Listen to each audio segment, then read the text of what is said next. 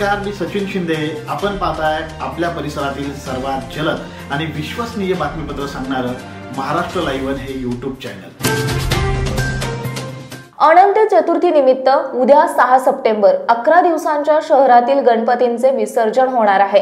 विसर्जन मिरवणुकीदरम्यान DJ, band, ढोल ताशांच्या मोठ्या प्रमाणावर वापर केला जातो। मात्र या प्रचंड आवाजामुळे काहींना गंभीर त्रास सहन करावा लागतो।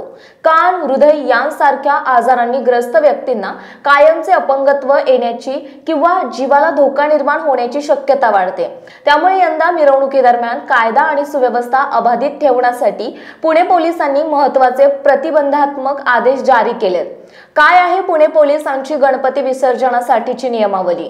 फटाके, सार्वजनिक ठिकाणी आणि रुग्णालय परिसरात फटाक्यांवर बंदी, ज्वालाग्राही पदार्थ मिरवणुकीत वापरास सक्त मनाई करण्यात आली आहे। आवाजाची पातळी, साऊंड सिस्टीम वापरताना डेसिबल मर्यादांचे पालन बंधनकारक राहील। ध्वनिवर्धक रात्री 12 वाजेपर्यंतच परवानगी। लेझर लाईट, डोळ्यांना इजा होऊ नये म्हणून लेझर लाईटवर बंदी घालण्यात आली आहे।